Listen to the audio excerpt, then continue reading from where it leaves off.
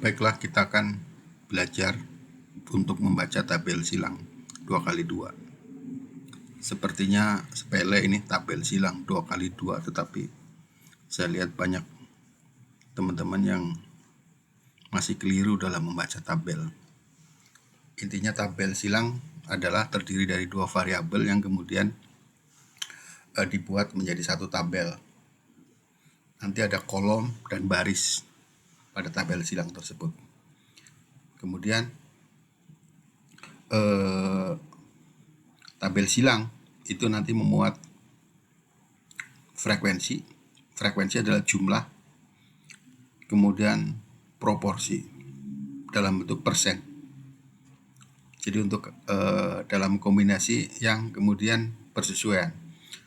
Kategori ya, kategori itu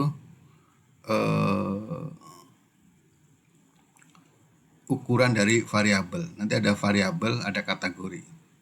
Jadi yang kita adalah kombinasi dari kategori dari dua variabel tersebut.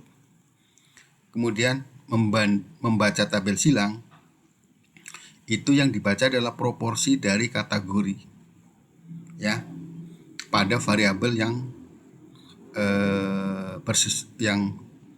pada variabel yang bersesuaian atau yang ditampilkan. Jadi kombinasi dari kategori. Mari kita lihat contohnya ya. Ini contohnya. Kita lihat bahwa variabel pengetahuan, ini namanya variabel pengetahuan, variabel pengetahuan. Kemudian ada variabel status gizi, ini status gizi ya. Status gizi BB, TB menurut umur, TBU. Kemudian kategorinya, kategori status gizi itu ada baik dan kurang. Sementara status gizi ada stunting, ada normal. Variabelnya status gizi, kategorinya ada dua, stunting dan normal. Pengetahuan, variabel pengetahuan ada baik, ada kurang.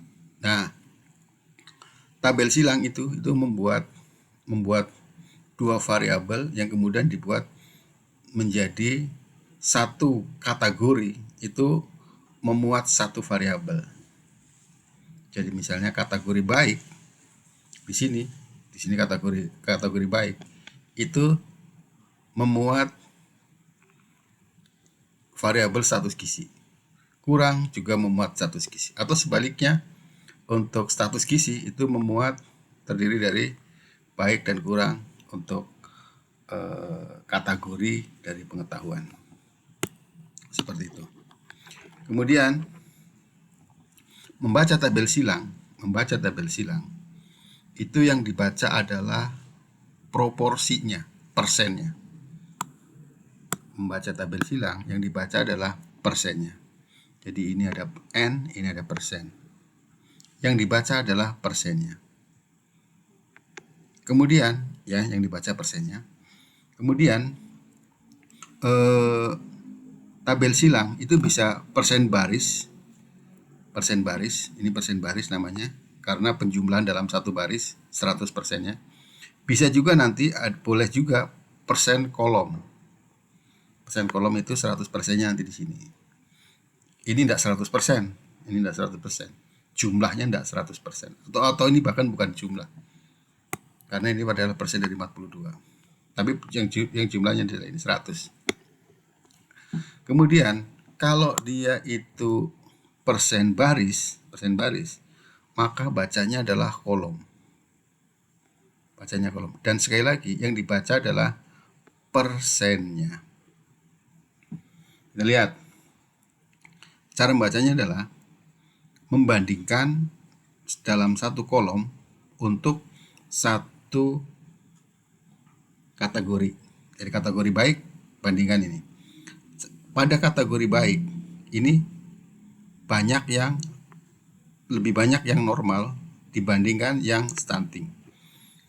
Jadi dalam membaca sesuai dengan pertanyaan penelitian, maka membacanya adalah, jadi kalau pertanyaan penelitian kan, apakah ada hubungan antara pengetahuan dengan status gizi? Apakah ada hubungan antara pengetahuan dan status gizi? Maka kita akan lihat hubungannya. Hubungan secara proporsi. Kalau dia pengetahuan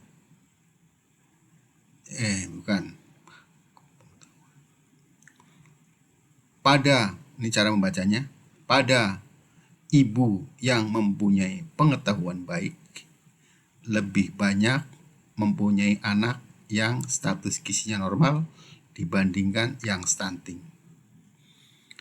Jadi sekali lagi, pada anak yang pada ibu yang mempunyai pengetahuan, sekali lagi, pada ibu yang mempunyai pengetahuan baik lebih banyak anaknya yang normal dibanding yang stunting. Sekali lagi, kenapa harus membandingkan proporsi?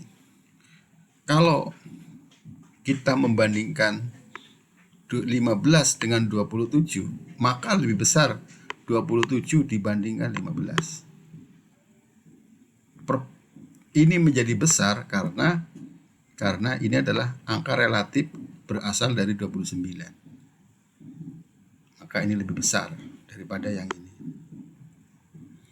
Beda dengan ini juga merupakan angka relatif dari 57. Maka kita tidak bisa membaca yang ini, kita membaca yang ini. Sekali lagi, bahwa kita membaca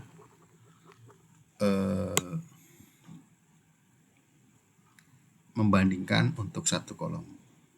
Sekali lagi, kita baca lagi, pada ibu yang mempunyai pengetahuan baik lebih banyak mempunyai anak yang status gizinya normal dibanding yang stunting.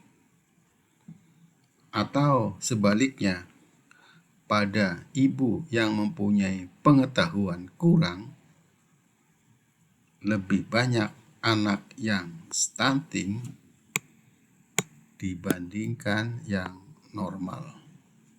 Seperti itu cara membacanya.